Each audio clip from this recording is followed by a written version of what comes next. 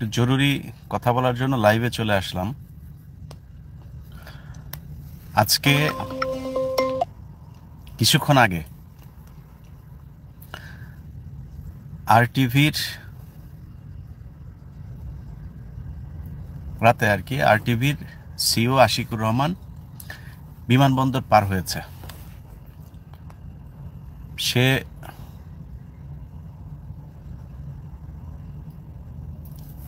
পার হওয়ার সময় বেশ কয়েকজন তাকে সহযোগিতা করেছে। এই সহযোগীদের ভেতরে অন্যতম হচ্ছে মাইদুর রহমান রুবেল। ওর নাম সম্ভবত মাইদুল ইসলাম বা মাইদুর রহমান রুবেল। আমার সিনিয়র ছিল, বড় ভাই ছিল, বিএনপি বিটে কাজ করত। তো তার চাকরি খেয়েছিল হচ্ছে এই আশিকুর রহমান। আওয়ামী লীগের এই চামচামো করতে গিয়ে তার চাকরিটা খেয়েছিল। আচ্ছা, আমার কথাটা শোনা যাচ্ছে তো না? একটু ইম্পর্টেন্ট কথা বলবো, তো শুনতে হবে খুব ভালো করে আজকে। হ্যাঁ, ওকে, শোনা যাচ্ছে। এখন এই মাইদুর রহমান রুবেলের চাকরি খেয়েছিল এই আশিকুর রহমান। সে চুপচাপ থাকে। এই আশিকুর রহমান হচ্ছে সৈয়দ আশিকুর রহমান চৌধুরী তার নাম। খুব চুপচাপ থাকে, দেখে আপনি বুঝবেন না, মনে করবেন যে শিবিরের আরটিভি শাখার সভাপতি। মাগিবাজি থেকে শুরু করে যা যা আছে সব কিছুই সে করত। একে পাঠায় দিল আপনার এয়ারপোর্ট থেকে মাইদুর রহমান রুবেল। কে সে? তাকে চাকরিচ্যুত করেছিল এই ব্যক্তি। এই 5 তারিখের পরে 6 তারিখ অথবা 7 তারিখে তাকে অফিসে ডাকা হয়েছিল, যাদের বিএনপির সাথে সম্পৃক্ত বা মনে করে আওয়ামী লীগের দালালি করতে পারবে না, এরকম কিছু রিপোর্টার সহ তারা এসেছিল অফিসে। অফিসে আসার পরে 10-15 জন মতো তারা এসেছিল, আমার আরটিভি থেকে প্রাপ্ত যতটুকু শুনেছি। সেই যাদেরকে নিয়ে এসেছিল তাদেরকে ছাড়াই রুবেলকে একা অফিসে নেওয়া হয়। আশিক তাকে এনেছিল মূলত এই যে এই কানেকশনগুলো, যাতে এখন বিএনপি যেহেতু এখন আওয়ামী লীগের চাইতে ভালো অবস্থানে আছে, তো বিএনপিকে দিয়ে সে যাতে সুবিধাগুলো নেয়, এই জন্য সে আজকে তাকে বিমানবন্দর পার করে দিয়ে আসলো। আচ্ছা, এখানে আরো কয়েকজন কাজ করেছে। এসবির একজন কর্মকর্তা কাজ করেছে। এর আগে ইত্তেফাকের মালিক যিনি আনোয়ার হোসেন মঞ্জু, তাকে একজন উপদেষ্টা, তিনিও ডিবির কাছে তদবির করেছে। তদবির করে তাকে বের করে দেওয়া হয়েছে। তো আমরা যদি কার খালু, কার মা, কার বাপ, কার বোন, চাচার ছেলে, শ্বশুরের নাতি, এরকম চিন্তা ভাবনা করে যদি নাকি কেউ মনে করেন যে তাদের পক্ষে কাজ করবেন, আর এই আবু সাইদ আর মুগ্ধদের মতো লোকজন যারা কিনা জীবন দিয়েছে তাদের সাথে বেইমানি করবেন, না, এরকম তো করবেন, তাহলে ভুল করবেন। হ্যাঁ, অতএব আপনাদেরকে যেটা করতে হবে, একটু সাবধান হইতে হবে। যে দিক দিয়ে যাকে হেল্প করেন, যাই করেন, যেটাই করেন, আমরা কিন্তু ধৈর্য ধরছি। আওয়ামী লীগের সাথে যেভাবে কথা বলেছি সেই সুরে তো কথা বলতে চাই না, আমরা ঠান্ডা থাকতে চাই। তো এমন কিছু করবেন না। আনোয়ার হোসেন মঞ্জুকে মুসলেকা দিয়ে তারপর ছেড়ে দেওয়া হয়েছে। খালেদা জিয়ার মতো মানুষ, 80 বছরের উপরে বয়স একজন বৃদ্ধা নারী, তাকে 2 বছর জেল খাটাইছেন। আনোয়ার হোসেন মঞ্জুর শারীরিক এমন কি সমস্যা, ও তো এখনো আমার নাতনির বয়সী মেয়ে মানুষ দেখলেও দেখেন গা ওরে করতে ইচ্ছা করে। তো আনোয়ার হোসেন মঞ্জুরে কেন ছেড়ে দিয়েছেন? এলাকায় যায় খোঁজ নেন। আমি কথাটা বলাতে হয়তো অনেকে মনে করলেন আমি মনে হয় ফান করে বললাম। ওর এলাকায় যান, এলাকায় গিয়ে তারপরে কথা বলেন। এলাকায় গিয়ে কথা বলে তারপরে জিজ্ঞেস করেন যে এই আনোয়ার হোসেন মঞ্জু এলাকায় কি কি করে, তাইলে বুঝতে পারবেন যে ও কত বড় জাউরা, এটা তখন টের পাবেন। তাকে ছেড়ে দিলেন কেন?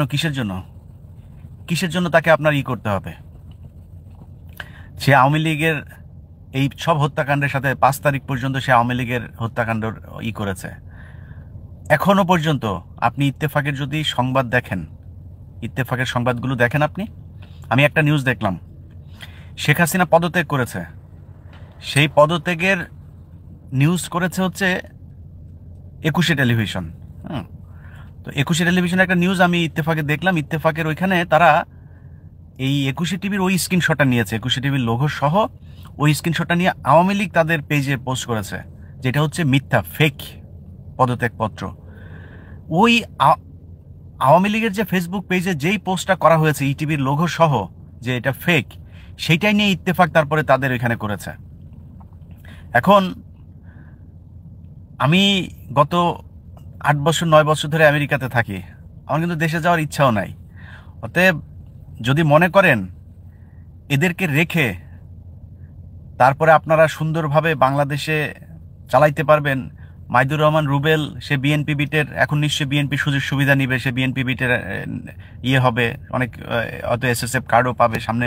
তারেক রহমান যদি প্রধানমন্ত্রী হয়, সে সেই কার্ড নিয়ে তারপরে সেও আওয়ামী লীগের লোকজনের মতো হয়তো হয়তো চাঁদাবাজিও করবে, আমি জানি না, তার ব্যাপারে আমার অত কিছু জানা নাই সে মানুষ হিসেবে কেমন। দেখতাম এমনিতেই নিউজে গেলে বিএনপি বিটে যখন যেতাম মাঝে মধ্যে, আমি তো ক্রাইমে কাজ করতাম, আমি অত অন্য বিটের লোকজনের সাথে পরিচয় নাই, সে হয়তো একই কাজ করবে। তো তারা আজকে আশিকুরদেরকে আপনার এয়ারপোর্ট দিয়ে বের করে তারপরে ই করার দরকার ছিল, অথচ যেই ব্যক্তি তাদের চাকরি খেয়েছিল। বিএনপির লোকজনকে বলবো এখনো সময় আছে। এই দেশের সবচাইতে বড় শত্রু হচ্ছে এই সাংবাদিকেরা। আপনি ভারতের বিরুদ্ধে গাজওয়ে হিন্দ যুদ্ধ করবেন, ভাই ভারতের রয়ের যদি নাকি সর্বোচ্চ পদে যারা আছে তার চাইতে বাংলাদেশের জন্য ক্ষতিকর হচ্ছে এই মতিউর রহমান আর হচ্ছে মাহফুজ আনাম, প্রথম আলো, ডেইলি স্টার। তাদের ব্যাপারে কোনো পদক্ষেপ নাই, এ পলায় যাচ্ছে, ওই করে যাচ্ছে। দেখেন এই দুজন দিব্যি বসে আছে, তারা এখনো সুশীল সেজে উপদেষ্টা পর্যন্ত নিয়োগ দিচ্ছে তাদের কথা শুনে। কোন কমিশনের কে প্রধান হবে সেটাও নিয়োগ দিচ্ছে তারা। অথচ এই বাংলাদেশের ভারত দ্বারা যত নিয়ন্ত্রণ যত কিছু হয়েছে সব কিছুর পেছনে প্রথম আলো আর ডেইলি স্টার দায়ী। আমার ইউটিউব চ্যানেল ফলো রাখেন, আমি কি দেখাচ্ছি এই গত আগামী 1 সপ্তাহ 2 সপ্তাহের ভেতরেই দেখবেন যে প্রথম আলো ডেইলি স্টার কি করেছে এই দেশের, তাদের সাথে রয়ের কানেকশন কি।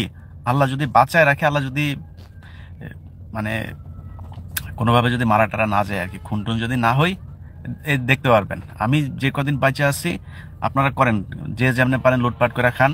আমার ভাই লুটপাট করার ইচ্ছাও নাই, আমার বাংলাদেশে যাওয়ারও ইচ্ছা নাই, আমার ব্যাংকের মধ্যে বিশাল অ্যামাউন্টের টাকা থাকবে, আমার কোথাও বাড়িঘর হবে এই ইচ্ছাও নাই। যদি পৃথিবীর কেউ কোথাও যদি খুঁজে পান, আমার ব্যাংকে সর্বোচ্চ $2-3 হাজার বেশি আছে, নিয়ে নিয়েন। কোথাও যদি বাড়ি আছে নিয়ে নিয়েন। একটা গাড়ি আছে, ওই গাড়ি আজকে নিতে আসছি, গাড়ি নিতে আসছি কেন জানেন, এই যে বাইরে নিয়ে আসছি আমাদের মহিউদ্দিন ভাই, গাড়ি হচ্ছে পরশুদিন রাতে শুয়ে আছি, তো রাত 2টার সময় একজনের সাথে কথা বলছিলাম, কথা বলতে বলতে একটু দরজাটা খুলে বাইরে বের হয়েছে, বের হয়ে দেখি আমার গাড়ি নাই। কিরে গাড়ি নাই কেন? তো গাড়ি নিয়ে আসছে কেন জানেন? গাড়ি নিয়ে আসছে কারণ কোম্পানির 4 মাসের বিল দিতে পারি নাই, 4 মাসের গাড়ির টাকা দিতে পারি নাই, সেই গাড়ি নেওয়ার জন্য এই যে এখন এখানে আইসা বসে আছি। ওদেরকে পেমেন্ট দিলাম, $2577 পেমেন্ট বাকি ছিল, সেই পেমেন্ট দিলাম, এখন বসায় রাখছে, এখন ওইটার প্রসেসিং করতেছে, টাকা পাইছে, এখন প্রসেসিং করতেছে, কার দিবে আমরা ফোন করব। এই ফাঁকে আপনাদের সাথে একটু কথা বলতে আসলাম। যাই হোক, তো আমি এইভাবে চলাফেরা করতে খুব স্বাচ্ছন্দ্য বোধ করি। আমার যদি নাকি আল্লাহ মাফ করুক, আল্লাহ যদি এরকম কোনো পরিস্থিতি হয়, দান খয়রাত করে তারপরে আমেরিকাতে আসি, তো আল্লাহর রহমতে বড় কোনো রোগ টোগ যদি হয়, আল্লাহর রহমতে চিকিৎসাটা ফ্রি পাবো। সো হাত পাতার আর মনে হয় অন্য কোনো কারণ নাই আল্লাহর রহমতে। কিন্তু বিশাল সম্পত্তি হবে, বিশাল কিছু করবো। আরে ভাই কয়দিন আগে সালমান এফ রহমানের দিকে তাকান না, কই আছে এখন। তো এটা দেখে যদি কারো হুঁশ না হয়, খান, যার মন চায় যেমনে মন চায় খাইতে থাকেন, কোনো সমস্যা নাই। কিন্তু এই যে মতিউর রহমান আর মাহফুজ আনাম, এরা ভারতের একদম মোদির চাইতে খারাপ হচ্ছে এই দুইটা আমাদের বাংলাদেশের মানুষের জন্য। যদি বিশ্বাস না করেন তাইলে আস্তে আস্তে বুঝবেন। এই দেশে উদিচি বোমা হামলা, এই দেশে আপনার এই যে সিরিজ বোমা হামলা, এই দেশে 21শে আগস্ট, এই দেশের 10 ট্রাক অস্ত্র মামলা কথিত, এগুলো সব কিছুর পেছনে এই প্রথম আলো দায়ী। তো জানি না কতদিন বাঁচায় রাখবে। আমার সামনে কিছু জিনিস দেখতে পারবেন যে প্রথম আলো আর ডেইলি স্টার বাংলাদেশে কি করেছে, এটা দেখবেন, আমার ইউটিউব চ্যানেলেই দেখবেন ইনশাল্লাহ। অতএব সবার আগে ওদেরকে ধরা দরকার, ধরা হচ্ছে না। কালকে ঢাকা বিশ্ববিদ্যালয়ে একজন মারা গিয়েছে, এখন সেখানে প্রথম আলোরই দেখলাম মবের মূল্যক লিখে তারপরে তারা একটা হেডলাইন করে একটা নিউজ করেছে। আরে ভাই, মবের মূল্যক যে বলছেন, এই মবের মূল্যক না, মবের মূল্যক আরো মগের মূল্যক, সব মূল্যক ছিল এই বাংলাদেশ গত 15 বছর। তখন মবের মূল্যক মনে হয় নাই? প্রথম আলো এবং ডেইলি স্টার এদের কাজ কি শোনেন, খুব সুশীল মার্কা কথা বলবে। কিছু কিছু নিউজ দেখে আপনাদের মনে ভারী বাবা বিশাল বড় জনদরদি, খুব নিরপেক্ষ নিউজ। এমন ভাবে আপনাদেরকে, এরা হচ্ছে জুইসদের মতো, মানে এমন ভাবে আপনাকে করবে আপনি টেরও পাবেন না। সো এটা হচ্ছে প্রথম আলোর এই ভারতের টাকায় পরিচালিত এই মতিউর এবং মাহফুজ আনাম, এই দুইটা। এদের খালি ইসলাম বিদ্বেষী না, ইসলামের নাম শুনলে মতিউর রহমান রে ওর অফিসে যদি কেউ পরিচিত থাকে প্রথম আলো, জিজ্ঞেস করেন, ওরে সালাম দিলে ওর চাকরি থাকে না, সালাম এলাও না ওর অফিসে। Good morning, good afternoon, good evening, এটা দিয়ে চলে ওর টেলিভিশন। এই পত্রিকা। সো এই হচ্ছে গিয়ে আপনার এই প্রথম আলো। সো দেশটা খুব খারাপ দিকে যাচ্ছে, এইটুকুই বললাম। যারা এখন পার করে দিচ্ছেন, পালানোর সুযোগ দিচ্ছেন, আমি প্রশাসন, এসবি, ডিবি, বিমানবন্দরের নিরাপত্তায় যারা আছেন তাদেরকে শেষবারের মতো বললাম, আপনাদের সাথে খুব ভালো সম্পর্ক রাখতে চাই। এই 5 তারিখের পরে আজ পর্যন্ত পুলিশকে নিয়ে কোনো নেগেটিভ কথা বলি নাই। সো আপনারা যদি নাকি এইভাবে গোপনে গোপনে কারো চাপে হোক আর নিজে টাকা খেয়ে হোক, আমি এসবির যে ব্যক্তি আজকে আশিকুরের সাথে ছিল তার পরিচয় পাবো হয়তো কিছুক্ষণ পরেই, আপনাদেরকে সেটা জানাবো ইনশাল্লাহ। এদের ব্যাপারে ব্যবস্থা নিতে হবে, যে কারা গত 15 বছর লুটপাট করে আমেরিকাতে টাকা পাঠিয়েছে, এখন তাদেরকে বের করে সুন্দরভাবে যাওয়ার সুযোগ করে দিচ্ছে। কেউ হচ্ছে না। আপনি ওই সেনাবাহিনীতে দেখেন, সেনাবাহিনীর যারা এতদিন ধরে সব দোষ এখন জিয়ার ঘাড়ে। আরে ভাই, জিয়া একলাই কি এই ডিজিএফআই, এনএসআই যা যা আছে, ওই আয়নাঘর টায়নাঘর সব জিয়া একলাই চালাইলো? আর আওয়ামী এই সেনাবাহিনী সব সুফি, কারোর উপর কিচ্ছু নাই, সব জিয়ার উপরে দিয়া এরা আরামে বসে আছে। তো তাদেরকে তো করতে হবে, তাদের তো বিচার করতে হবে।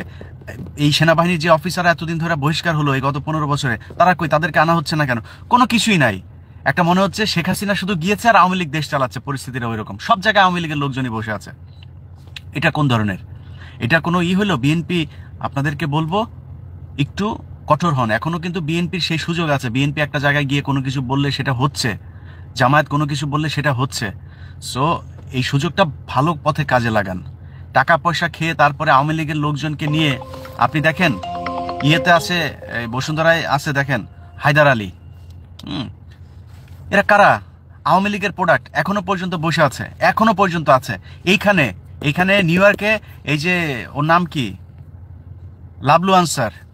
এই লাবলু আনসার গত এই 15 বছর ধরে মুশফিক ফজল আনসারি ভাই যখন কিনা এখানে কোনো কোশ্চেন করেছে, তার পাল্টা কোশ্চেন সে করেছে শেখ হাসিনার পক্ষে। লাবলু আনসার এখন পর্যন্ত বসুন্ধরার হয়ে তারপরে এই নিউ ইয়র্কে কাজ করছে। আমি বলবো বসুন্ধরাকে যে খুব দ্রুত তাকে তার চাকরি থেকে অব্যাহতি দিতে হবে। আর অব্যাহতি না দিলে আমরা কিন্তু যা চেয়ারে বসে পড়বো। সো এটা অব্যাহতি দেওয়া লাগবে। এদের খুব দ্রুত এদের ব্যাপারে ব্যবস্থা নিতে হবে।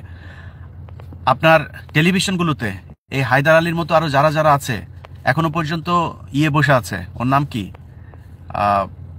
জাহিদুল হাসান পিন্টু এখনো পর্যন্ত আছে।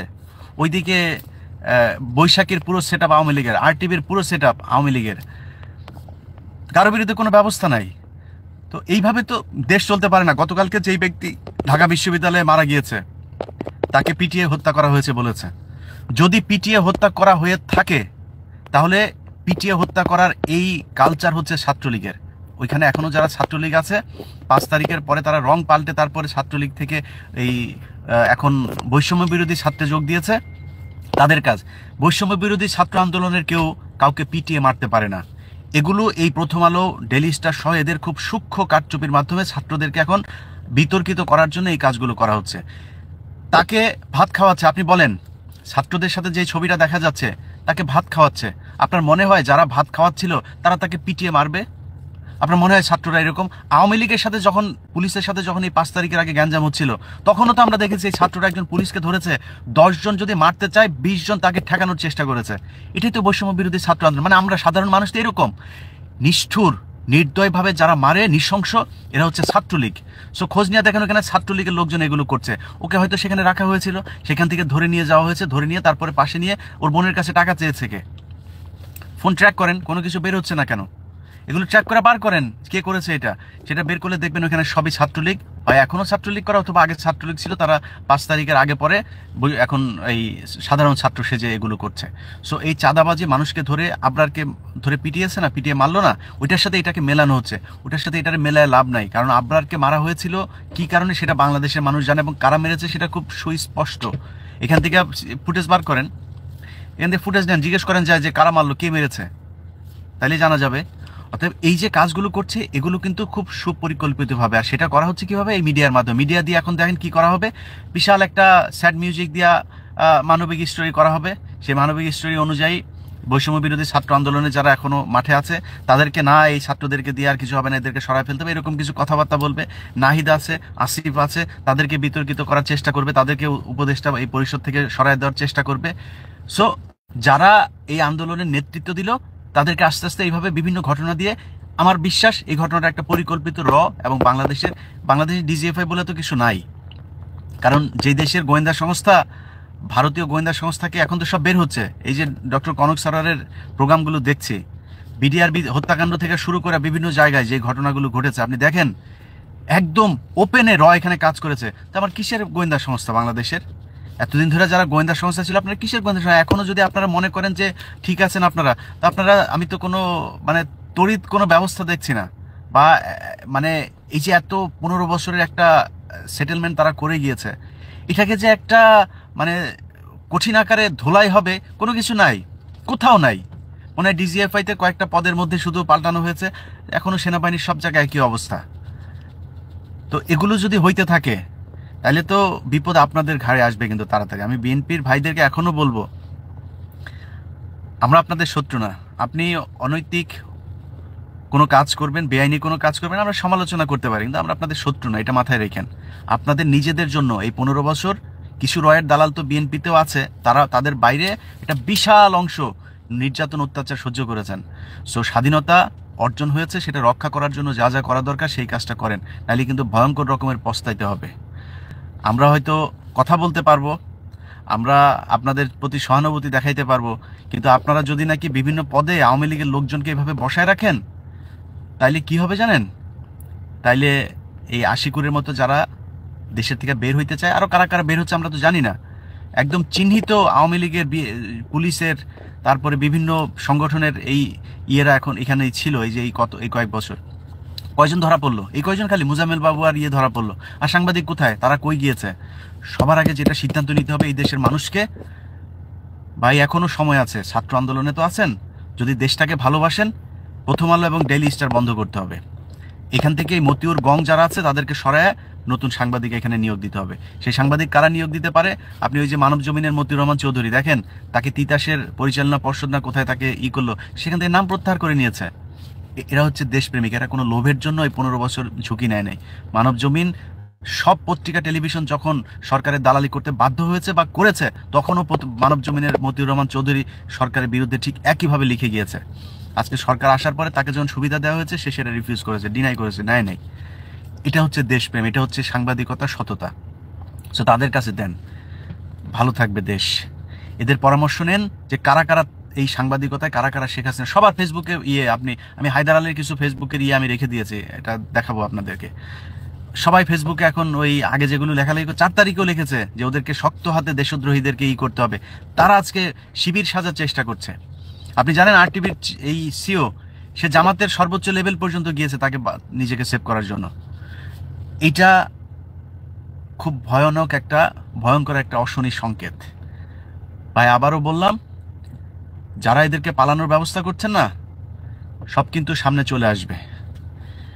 সো আবার যদি বিদ্রোহ করলে কিন্তু তখন কাউরে মাপ দিব না। যারা যারা এগুলো করছে সবগুলোরই কিন্তু ধরবো। আজকে পর্যন্ত মাথা ঠান্ডা রেখে কথা বললাম, নেক্সট টাইম এগুলি বন্ধ করেন। আল্লাহ হাফেজ।